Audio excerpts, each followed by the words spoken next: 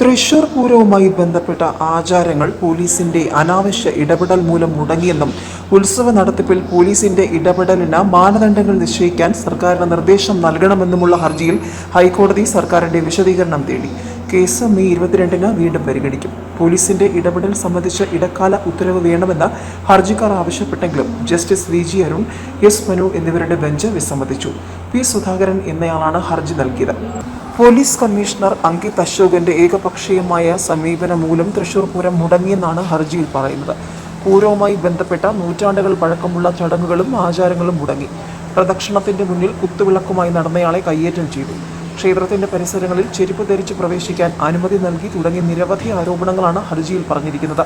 ലക്ഷക്കണക്കിന് വിശ്വാസികളുടെ വികാരം വ്രണപ്പെട്ടെന്നും ഹൈക്കോടതി ഉത്തരവിന്റെ പോലും ലംഘനമായിരുന്നു പോലീസിന്റെ ഇടപെടലെന്നും ഹർജിയിൽ പറയുന്നു.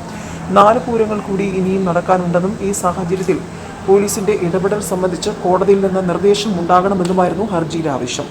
എന്നാൽ ഇക്കാര്യത്തിൽ സർക്കാർ ഇടപെട്ടിട്ടുണ്ടല്ലോ എന്നായിരുന്നു കോടതിയുടെ മറുപടി. പോലീസ് കമ്മീഷണറെ സ്ഥലം മാറ്റാൻ തീരുമാനിച്ചിട്ടുണ്ടെന്നും തെരഞ്ഞെടുപ്പ് കമ്മീഷന്റെ മറുപടിക്കായി കാക്കുകയാണെന്നും അഭിഭാഷകൻ തുടർന്ന് വ്യക്തമാക്കി. 4 പൂരങ്ങൾ കൂടി നടക്കാനുള്ള സാഹചര്യത്തിൽ ക്രമസമാധാന പാലന വിഷയത്തിൽ പോലീസുമായി ബന്ധപ്പെട്ട് ഇടക്കാല ഉത്തരവ് നൽകണമെന്ന് ഹർജിക്കാരൻ ആവശ്യപ്പെട്ടെങ്കിലും കോടതി വിസമ്മതിച്ചു. ഒരു സംഭവത്തിന്റെ പേരിൽ ഇത്തരമൊരു വിഷയവുമായി ബന്ധപ്പെട്ട് ഇടക്കാല ഉത്തരവ് പുറപ്പെടുവിക്കാൻ കഴിയില്ല.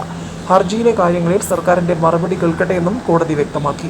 യാതൊരു യുക്തിയുമില്ലാതെയാണ് പോലീസ് അധികാരം പ്രയോഗിച്ചതും ചടങ്ങുകൾ തടഞ്ഞതെന്നും ഹർജിയിൽ പറയുന്നു. ഒരു വിധത്തിലുമുള്ള ചർച്ചകൾക്കും കൂടിയാലോചനകൾക്കും അവർ തയ്യാറായില്ല.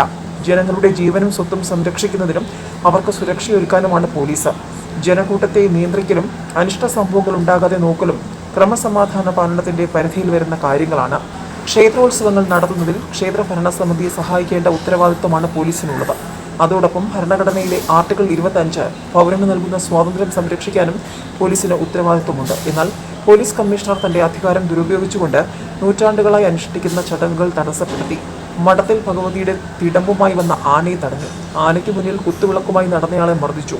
വടക്കുംനാഥ ക്ഷേത്രത്തിലെ മുഖ്യ പൂജാരിക്ക് പ്രവേശനം നിഷേധിച്ചു തുടങ്ങി അനേകം കാര്യങ്ങളാണ് കമ്മീഷണർക്കെതിരെ ഹർജിയിൽ പറഞ്ഞിരിക്കുന്നത്.